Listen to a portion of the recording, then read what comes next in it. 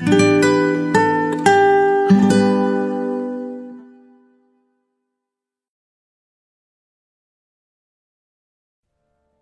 itu bahasa lidah atau glosolalia?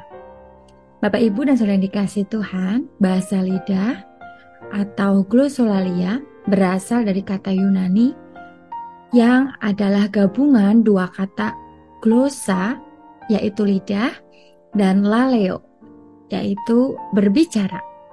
Pemunculan bahasa lidah di dalam Perjanjian Baru hanya ada di dalam beberapa teks di Kisah Para Rasul dan di 1 Korintus pasal 12 sampai dengan 14. Jadi bahasa lidah menjadi fenomena gereja perdana.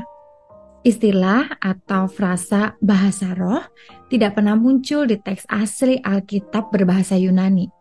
Namun terjemahan baru LAI memang memilih untuk menerjemahkan bahasa lidah, glosolalia dengan bahasa roh.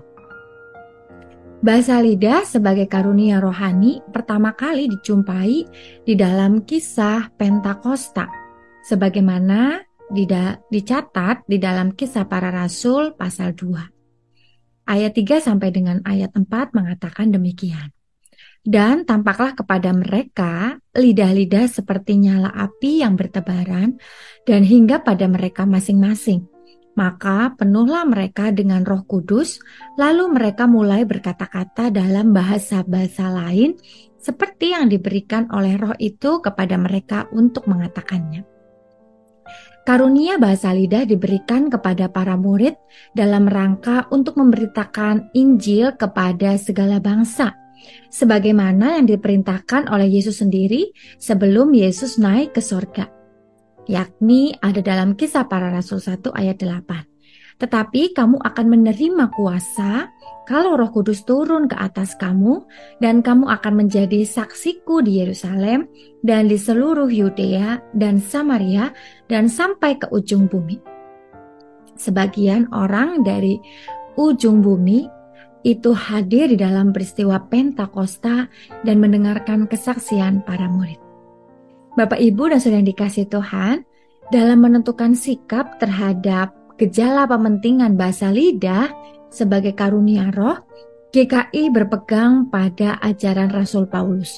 Dalam lampiran 7 Tata Gereja dan Tata Laksana GKI, berisi pegangan ajaran GKI mengenai gerakan Pentakosta baru.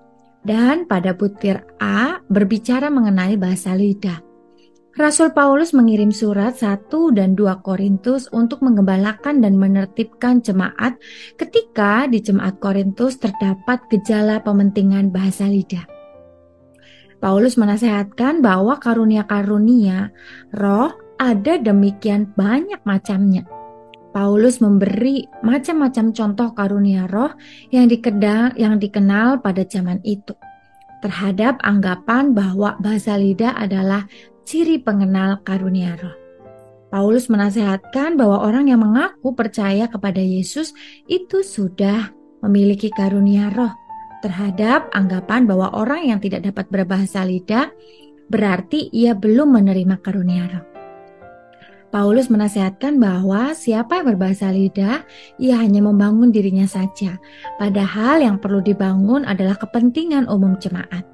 Jadi bahasa lidah adalah karunia roh yang diberikan untuk kepentingan umum, terhadap anggapan bahwa bahasa lidah menguatkan dan membangun. Paulus juga menasehatkan bahwa kalaupun ia berbahasa lidah, Paulus faedahnya sama sekali tidak ada untuk jemaat terhadap anggapan yang meragukan keabsahan Paulus karena ia tidak berbahasa lidah. Bahasa lidah bukan tanda kematangan iman, terhadap anggapan bahwa bahasa lidah adalah tanda kematangan iman.